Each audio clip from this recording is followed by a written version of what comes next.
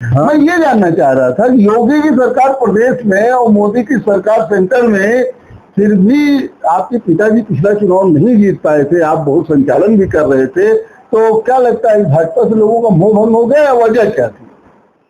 वजह एक, मैंने खुद 3 लाख फॉर्म छपवाए हैं, बांटे हैं 10 जिले में। 3 लाख अभी तक बांटे हैं 10 जिले में, लोगों ने फॉर्म भरवा लिए हैं। नमस्कार, एमटी टॉक शो में आपका स्वागत है। मैं हूं मनोज तिवारी। आज मेरे साथ भारतीय जनता पार्टी के बहुत ही जो है युवा नेता, बहुत ही सक्रिय नेता जो है मलेश शर्मा जी हैं। मलेश शर्मा को बता दूं कि आप जो है पूर्व विधायक, पूर्व एमएलसी, स्नातक एमएलसी स्वर्गीय एकदर शर्मा जी के लड़के भी हैं। और आज मैं आपसे जो है स्नातक चुनाव जो अगले साल होगा उसके बारे में बातचीत करूंगा, जिस पर उनकी बहुत अच्छी पकड़ है। तो बिना देर किए मैं आपकी मुलाकात मलेश शर्मा से कराता हूँ। मलेश जी, आपका हमारे टॉक शो में बहुत बहुत स्वागत है। और आप तो ऐसे नेता हैं, मेरी एक बार आपसे 2-3 महीना पहले बात हुई थी, तब आपने कहा था कि जो है ऑनलाइन मतदाता जो है अब की बार बनेंगे। ये आप लोगों ने सूचना कैसे मिल गई मलेश शर्मा को कि आपने आप अंदाजा लगा कि आपने कहा और सही हो गया? नहीं, ऑनलाइन का इलेक्शन कमीशन बना रहा था, ऐसे मुझे सूचना मिली, तो मैं गया लखनऊ और एक हमारे परिचित हैं, तो उनके माध्यम से आयुक्त महोदय से मिला। तो उनसे हमारा काफी देर डिस्कशन हुआ। उनको मैंने बताया, क्योंकि मैं इस चुनाव को ये 5वीं बार लड़ा था लास्ट टाइम। पिताजी हमारे जान है 4 बार थे इस क्षेत्र से एमएलसी, तो मुझे काफी जानकारियां थी। तो करीब उन्होंने भी काफी समय दिया मुझे और जानकारियां ली, और फिर मतलब हम लोग का काफी लंबा डिस्कशन हुआ। और उन्होंने बताया कि बिहार और महाराष्ट्र में कर चुके हैं ऐसा इलेक्शन कमीशन, और सेंट्रल इलेक्शन कमीशन ने ऐसा पत्र लिखा था उनको कि आप भी करिए शुरू। तो डिस्कशन हुआ, फिर मैं गया था उधर से लौटते तो फतेहपुर, तो फतेहपुर में भी मैंने प्रेस किया, जागरण में वगैरह में छपा था सभी। देखिए, ऑनलाइन प्रक्रिया 1 अक्टूबर में शुरू हो रही है और उसमें आप लोग मतदाता बनिए आपकी, तो वही आया था। बिल्कुल सर, ऑनलाइन प्रक्रिया तो जो है शुरू करा दिया है चुनाव आयोग ने। हम एक चीज देख रहे हैं कि ऑनलाइन जो रजिस्टर्ड कर रहा है, बड़ा कंफ्यूजन है। रजिस्टर्ड कर देने के बाद वो सोच रहा है कि हम मतदाता बन गए, और दूसरे दिन वो जो अपना स्टेटस चेक कर रहा है और पता लगा वो पेंडिंग बता रहा है, तो फिर वो ऑफलाइन की तरफ भी जाना चाहता है। अगर ऑफलाइन में भर दो पगी तो पेंडिंग बता रहा है, पता नहीं होगा कि नहीं होगा। जरा इस कंफ्यूजन को दूर करिए कि आखिर है क्या और क्या करना चाहिए रजिस्टर कराने के बाद? मेरे पास भी फोन आ रहे हैं लोगों के कि वो उसमें मोबाइल से वो ट्रैक कर लेते हैं आप लोग, तो कि पेंडिंग दिखा रहा है। तो ये प्रक्रिया जैसे कि हम फॉर्म ऑनलाइन डाल रहे हैं, तो ये 6 नवंबर तक केवल हम लोग अप्लाई करेंगे, फिर उसके बाद कमीशन शुरू करेगा काम 6 नवंबर से 25 नवंबर तक। तब 25 नवंबर को जो सूची प्रकाशित होगी उसमें नाम आएगा व्यक्ति का। अभी तो पेंडिंग दिखाएगा ही। अभी तो ये पूरे यूपी की एक साथ है वेबसाइट, फिर इसमें से वो छाटेंगे कि इलाहाबाद, झांसी या मेरठ या गोरखपुर का कौन है। उसमें देखिए ऑप्शन आता है कि आप किस कॉन्स्टिट्यूएंसी में बनना चाहते हैं, स्नातक में कि शिक्षक में।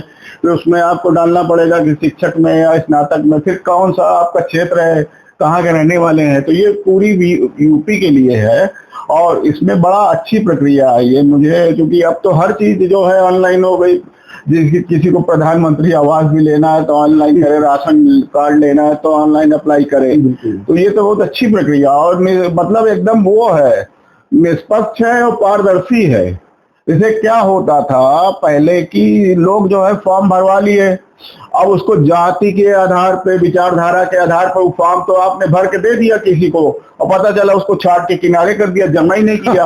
तो पता चला आप गए वहाँ पोलिंग स्टेशन पे तो आपका नाम ही नहीं है। तो ये तो एक मतलब घटिया सोच रही थी। मतलब ऑनलाइन सुरक्षित और पारदर्शी है और हर आदमी अपने घर से आसानी से जो है मतदाता बन सकता है। जैसे बहुत से लोगों को आधार कार्ड देने में भी आपत्ति होती है, दूसरे को मार्कशीट देने में भी आपत्ति होती है, ऐसा भी तो होता है। हाँ तो तुरंत ही घर में बैठे बन गया, आदमी 5 मिनट लगता है। मैंने खुद जो है बनवाया अपना, अपनी पत्नी का, कुछ लोगों ने अपना डाटा हमको भेजा था, उनका मैंने, जैसे आप जानते होंगे पूर्व विधायक हैं अनंत कुमार कलेक्टर पांडे जी, वो 2 महीने पहले हमको डाटा भेज दिए और अक्सर पूछते थे क्या हुआ, वोटर बने कि नहीं बने, तो उनको बनाया, जैसे और भी काफी लोगों को बनाया, या लोग बन रहे हैं लगातार, हमको व्हाट्सएप कर रहे हैं बना के अपना। यानी ये प्रारंभिक रजिस्ट्रेशन है, इसमें किसी को परेशान नहीं होना चाहिए, अभी से ही ट्रैक नहीं करना चाहिए, 25 नवंबर के बाद चेक करना चाहिए। हाँ, वो मैसेज भी आएगा, जैसे कि वो और चीजों में नहीं आता कि मैसेज, तो हो सकता है इलेक्शन कमीशन जब आपको बना ले तो स्वयं मैसेज भेजे। आपका मोबाइल तो रजिस्टर्ड है ही है, वो रजिस्ट्रेशन आईडी भी मिल गई है उसको, आपको तो खुद ही भेजेगा इलेक्शन कमीशन आपको। तो मतलब जो ऑनलाइन रजिस्टर्ड कर ले रहा है उसको ऑफलाइन जमा करने की जरूरत है नहीं, आप ऐसा मानते हैं? नहीं, उनको नहीं जरूरत है। देखिए पहले तो कंफर्म नहीं था कि ऑफलाइन में ऑनलाइन में, हमको भी जैसे कि जब तक नहीं आया तब तक मैंने भी एक बार बताया, लेकिन मैंने खुद 3 लाख फॉर्म छपवाए हैं, बांटे हैं 10 जिले में। 3 लाख अभी तक बांटे हैं 10 जिले में, लोगों ने फॉर्म भरवा लिए हैं, रखे हैं उनके पास, अब जब जमा कर रहे हैं धीरे धीरे, और तो ऑनलाइन भी करते जा रहे हैं वो लोग। जैसे ऑफलाइन किसी ने भर दिया फॉर्म, वो वहाँ इलेक्शन ऑफिस में जमा करेगा, अगर उसका ऑनलाइन नाम चढ़ा रहेगा तो वो फॉर्म पे लिख देगा कर्मचारी की इनका ऑनलाइन भरा, फॉर्म किनारे हो जाएगा, मतलब हट जाएगा। हाँ, एक आधार हो गया, मतलब हट गया। और हमारा संगठन भी बना रहा है, अभी ऑफलाइन ही चल रहा है कुछ, अब जब ऑनलाइन आया तो ऑनलाइन भी कर रहा है।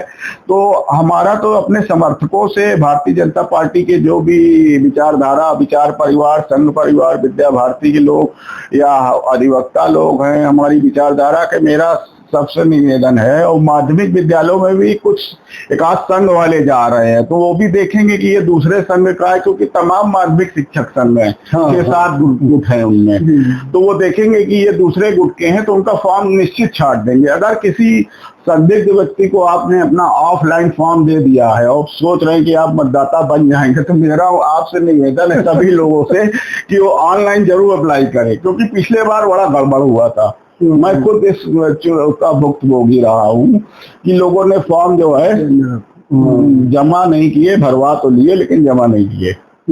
इसे वो भेदभाव करने की जो है, ये हमको वोट नहीं देगा, ये लेकिन इस तरह करना नहीं चाहिए।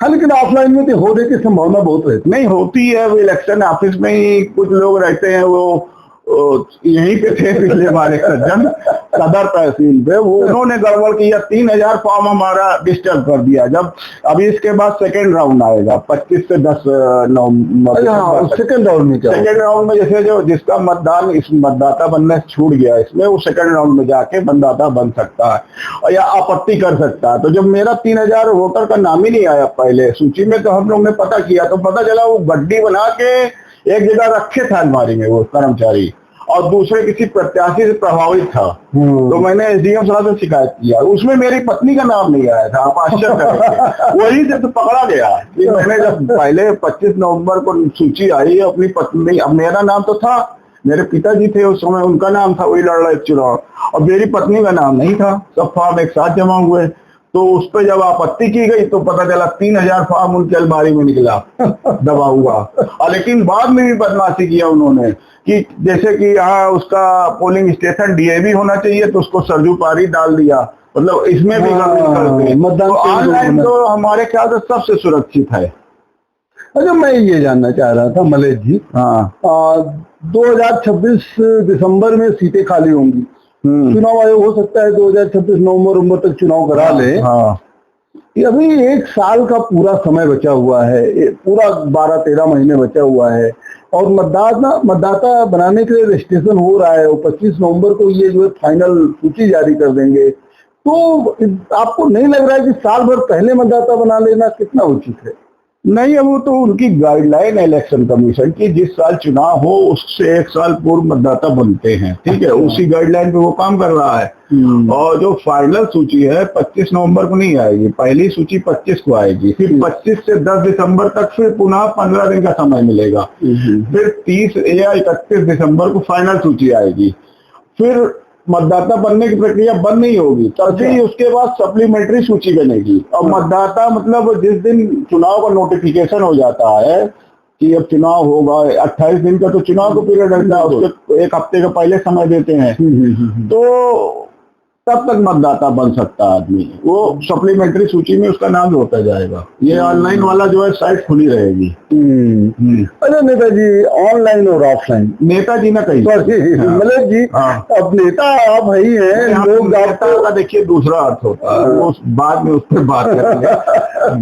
अरे मैं मलक जी जानना चाहता हूँ, ऑनलाइन और ऑफलाइन, कुछ लोग हैं जो ऑनलाइन में बहुत उनको झाम लगता है कि 2 MB का फोटो रखना पड़ता है मार्कशीट की, फिर जो है वो बच्चों से टेक्निकल जानकारी और टेक्निकल। देखिए ऐसा है कि आज तो देखिए जो छोटा बच्चा भी है वो भी मोबाइल और कंप्यूटर के बारे में जाना है, तो अपने परिवार से भरवा ले सहायता लेके। मैंने भी भरवाया अपनी बेटी से, उसमें ऐसा कुछ नहीं है। अगर वो ऑनलाइन जाना चाहता है ऑनलाइन भरे, ऑफलाइन भरना चाहता है ऑफलाइन भरे, स्वयं जाके फॉर्म जमा करे, क्योंकि जागरूक मतदाता को होना चाहिए। देखिए मतदाता तो बन जाते हैं। अब आपको हम एक मजेदार बात बताएं, पिछले साल 1,65,000 मतदाता थे ना, और मत कितने पड़े? 65,000 केवल। 1 लाख मत ही नहीं पड़े, जो कि मतलब फॉर्म भरा होगा उन्होंने, मार्कशीट दी होगी, फोटो दी होगी, लेकिन 1 लाख लोग टर्न अप नहीं हुए वोट डालने को। बताइए, तो ये जागरूकता तो जनता के बीच में होनी चाहिए।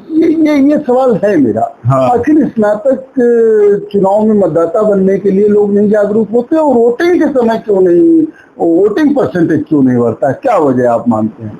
अब यही जागरूक होना चाहिए आदमी तुरंत। आप लोग व्यवस्था भी तो करते हैं, गाड़ी भेजते हैं, सबको रिमाइंड कराते हैं गाड़ी वोटिंग है चलो, तो फिर क्या नहीं, गाड़ी या हम लोग क्या भेजते हैं, सब लोग लगाते हैं सारे प्रत्याशी। अब देखिए हम तो ना किसी से चंदा लेते थे कभी, और ना ही चुनाव में किसी को पैसा देते थे।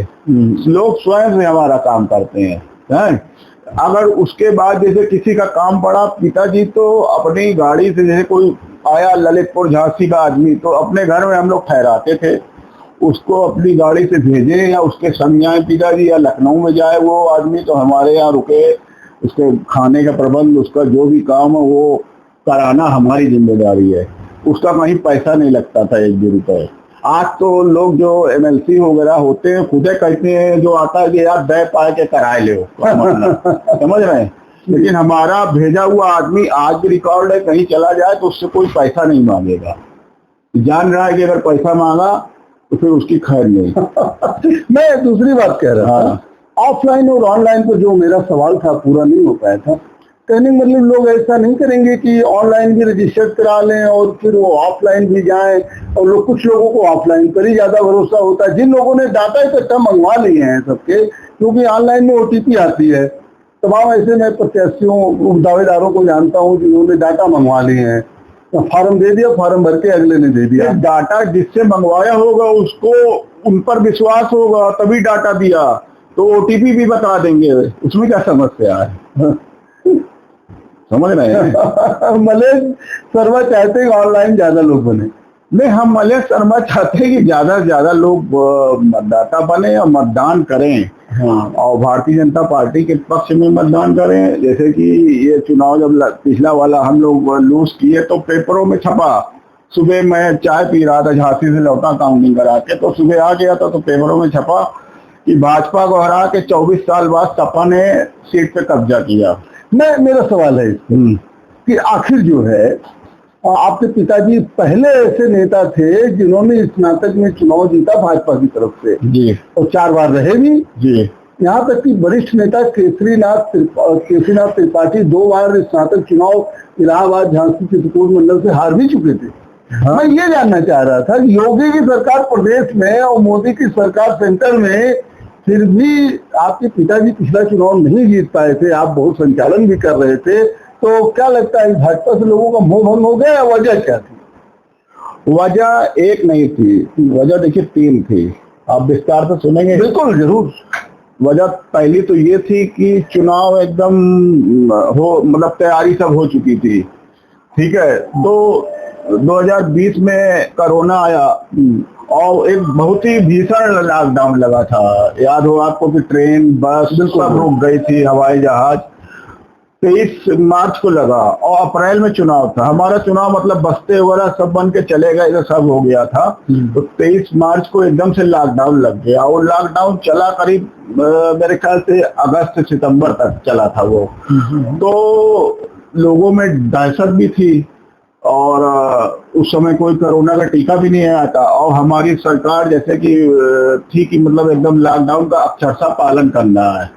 तो हम लोग उसी पार्टी विचारधारा पे ही मतलब काम करते हुए सब घरों में थे और मतलब जो चुनाव के मोड में आ गए थे तो वो एक हम लोग सहायता के मोड में आ गए कि कोरोना में कैसे ज्यादा से ज्यादा लोगों को सहायता किया जाए, वो किया जाए। फिर अचानक से जो है चुनाव मतलब 1 नवंबर को डिक्लेयर होता है कि 1 दिसंबर को वोटिंग है और 28 दिन का समय दिया गया वो सब। तो बीच में 5 दिन दीपावली की छुट्टी पड़ गई तो ओवर कॉन्फिडेंस भी थी, पार्टी भी, हम लोग स्वयं थे, हमारे कार्यकर्ता थे कि जगदीश जी को कौन हराने वाला है। तो जब विपरीत परिस्थितियों में जीतते थे तो अब तो सरकार है, हम लोग जीत ही जाएंगे, तो थोड़ा अति आत्मविश्वास भी दूसरा कारण था। तीसरा कारण ये था कि हमारे बहुत से वोट इनवैलिड हुए पिछले बार, मतलब 52-53 वोट इनवैलिड हुए थे। मतलब एक चौथे या 5वें स्थान पे इनवैलिड वोटों का वो था। तो उसमें से 3700-3800 वोट हमारे थे, जबकि हम प्रथम वरीयता में केवल 1800 वोटों से पीछे थे।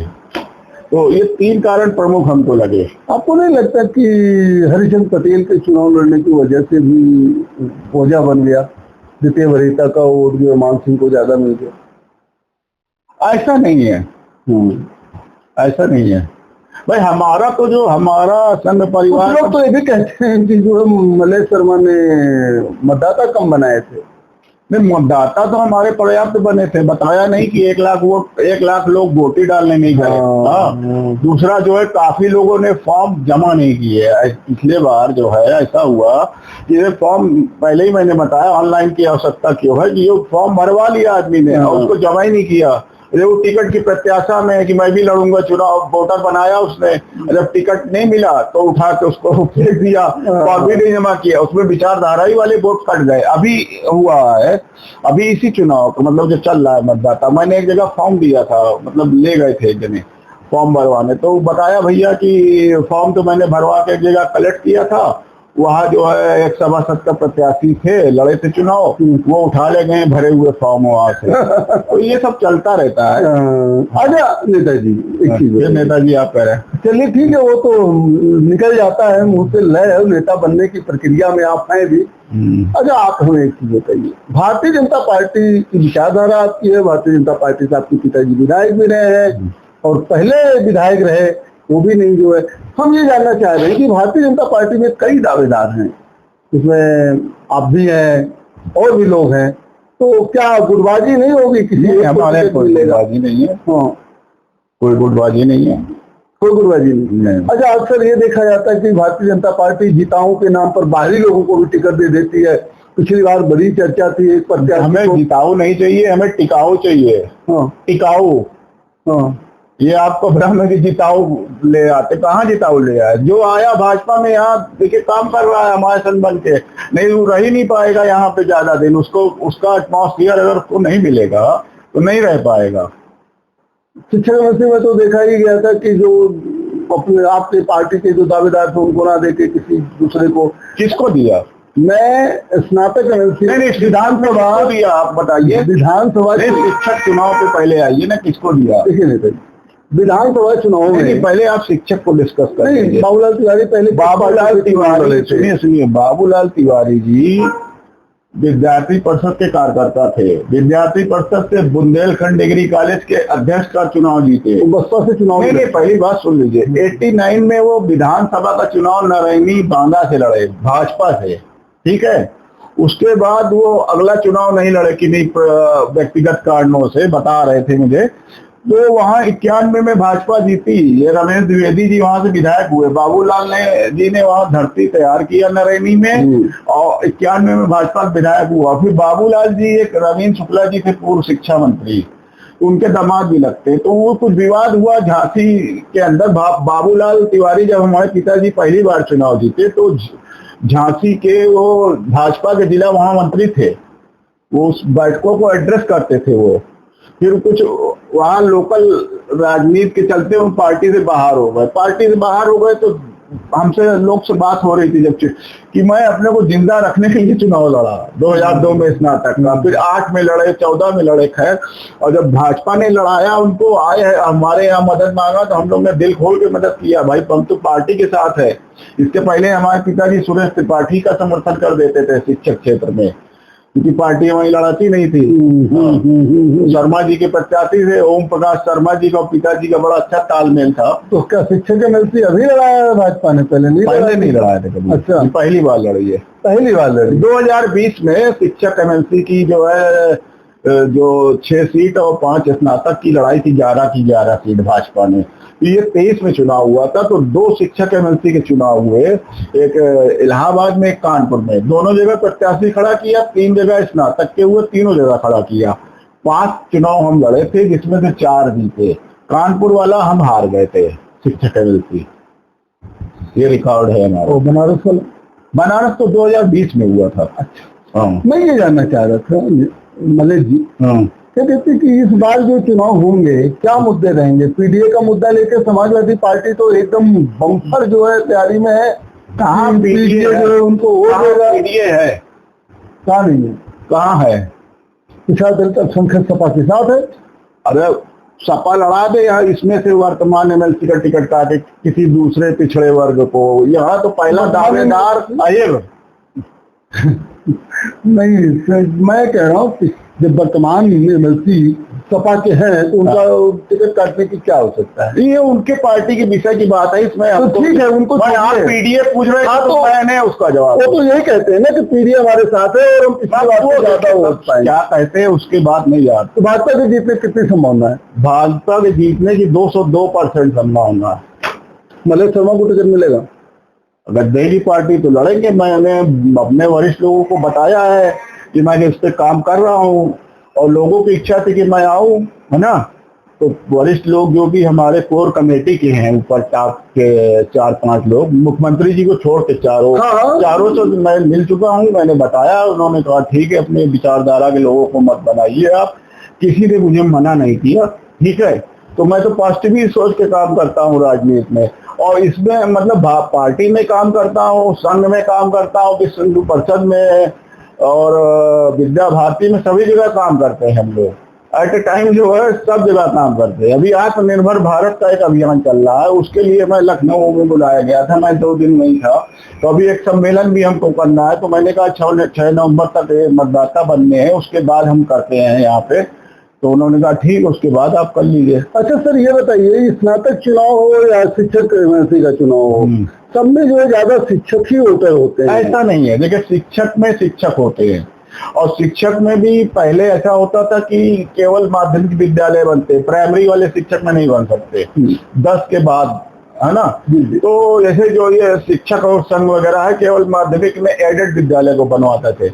अब जो जागरूक हुए हैं लोग, तो वित्तविहीन को बनाते हैं, डिग्री कॉलेज में बनाते हैं, यूनिवर्सिटी में बनाते हैं, टेक्निकल कॉलेज में बनाते हैं।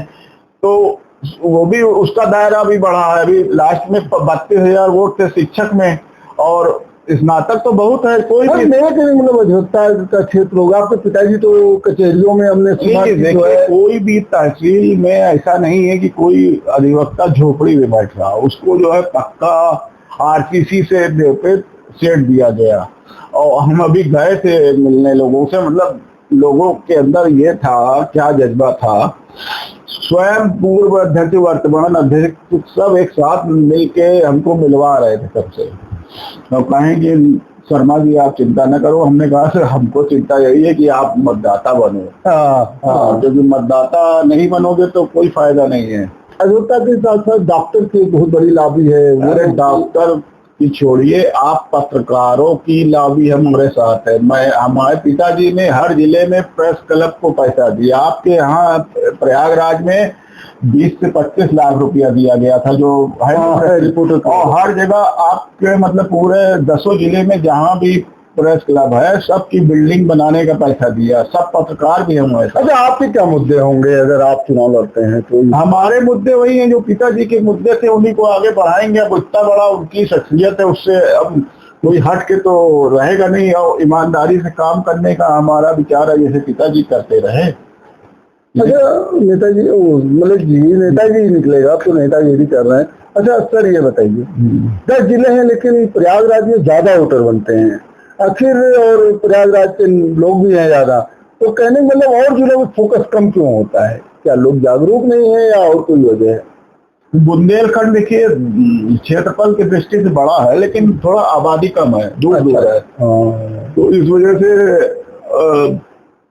जैसे जिला तो बहुत, ललितपुर जिला अपने आप में बहुत बड़ा है। सबसे बड़ा जिला कभी था नहीं, मतलब क्षेत्रफल बहुत बड़ा है, हाँ। पूरा मध्य प्रदेश के बॉर्डर से घिरा है, लेकिन वह आबादी कम है, इसलिए मतदाता कम बनते हैं। इलाहाबाद थोड़ा सा घना है, पूर्वांचल के भी लोग आ रहे हैं, इधर मिर्जापुर सब आते हैं यहाँ पढ़ने, तो जागरूकता यहाँ ज्यादा हो जाती है। हमने सुना कि प्रयागराज, कौशाम्बी, फतेहपुर, बांदा, इन्हीं जिलों में मिला के 70% वो मतदाता हो जाते हैं। नहीं, अब देखिए इसमें 3 मंडल है आपको, इलाहाबाद, चित्रकूट धाम मंडल और झांसी मंडल। तो इलाहाबाद मंडल में पिछले बार जैसे इलाहाबाद मंडल में इलाहाबाद, कौशाम्बी, फतेहपुर 3 जिले हैं, तो वो लगभग इसमें जो है 90,000 मतदाता पिछले बार थे, और वहाँ दूसरी जगह भी थे बाकी जो बचे थे। तो अब आपकी तो मैं पूरे क्षेत्र में बना रहा हूँ मतदाता, मतलब हमारे अंदर ऐसा कोई भेद नहीं है कि इलाहाबाद है कि बुंदेलखंड है। तो मेरी दादी जो है बुंदेलखंड की थी, बाधा की थी। अच्छा, तो मैं आधा बुंदेलखंडी हूँ, आधा इलाहाबादी हूँ। मेरा प्रयागराज भी बुंदेलखंड में ही आता है। हाँ, बृहद बुंदेलखंड। कभी एक बार मैंने मानवेंद्र जी जो विधान परिषद के सभापति, उनसे मेरी बात हो रही थी, कई लोग थे, तो मैंने कहा जब बृहद बुंदेलखंड बने तो इलाहाबाद भी उसको शामिल करे आ जाए। बुंदेलखंड और शायद जो वो मायावती जी ने प्रस्ताव किया था एक बार 4 उसमें, तो उसमें उन्होंने इसको इलाहाबाद को बुंदेलखंड का ही हिस्सा है माना था। जी जी जी जी, एकदम सही आपका। अच्छा चलिए, ज्यादा लंबा प्रोग्राम नहीं बनाएंगे, हम अंत में यही कहना चाहते हैं कि आप जो है मतदाताओं से या जो है सब स्नातकों से क्या अपील करना चाहेंगे? कि मतदाता बने। वर्तमान में तो जब आप अपनी संख्या दिखाओगे मतदाता के रूप में, सरकार भी देखेगी इतने मतदाता हैं, इतने स्नातक हैं यहाँ, तो उनकी समस्याओं पे विचार करेगी। जब देखिए जनतंत्र है, लोकतंत्र है, तो यहाँ जिसकी संख्या भारी उतनी उसकी हिस्सेदारी, तो जब स्नातक अपनी हिस्सेदारी दिखाएगा तभी तो उसकी भागीदारी बढ़ेगी। चलिए मलेश जी, आज आपने हमको समय दिया, इसके लिए आपको बहुत बहुत धन्यवाद। जैसे कि आपने देखा, हमारे साथ जो है भाजपा नेता मलेश शर्मा जी थे, जो इलाहाबाद, झांसी, चित्रकूट मंडल निर्वाचन क्षेत्र के स्नातक निर्वाचन क्षेत्र के जो है भाजपा से दावेदार भी हैं। आपका कहना है कि ऑनलाइन फॉर्म जो है सभी लोगों को भरना चाहिए, और बार बार स्टेटस अभी तब तक नहीं चेक करना चाहिए जब तक जो है वो चुनाव आयोग फाइनल लिस्ट न जारी कर दे, क्योंकि अभी तो स्कूटनी होगी, छांटा जाएगा कि कौन इलाहाबाद झांसी मंडल का है, कौन गोरखपुर मंडल का है, कौन फैजाबाद मंडल का है। वो छांटने के बाद जो है ये सारी प्रक्रिया शुरू होंगी। इसलिए जो ऑनलाइन मतदाता बनिए, इसमें कोई भेदभाव नहीं है, पारदर्शी है। आपने बताया कि इनके पिताजी स्वर्गीय शर्मा जी ने जो काम किए थे उसको आप आगे बढ़ाएंगे, भारतीय जनता पार्टी जिम्मेदारी देती है तो यह सीट वो जीतेंगे। चलिए आगे फिर हम मलेश शर्मा से आपकी मुलाकात करवाएंगे। देखते रहिए एमटी टॉक शो। बहुत बहुत धन्यवाद।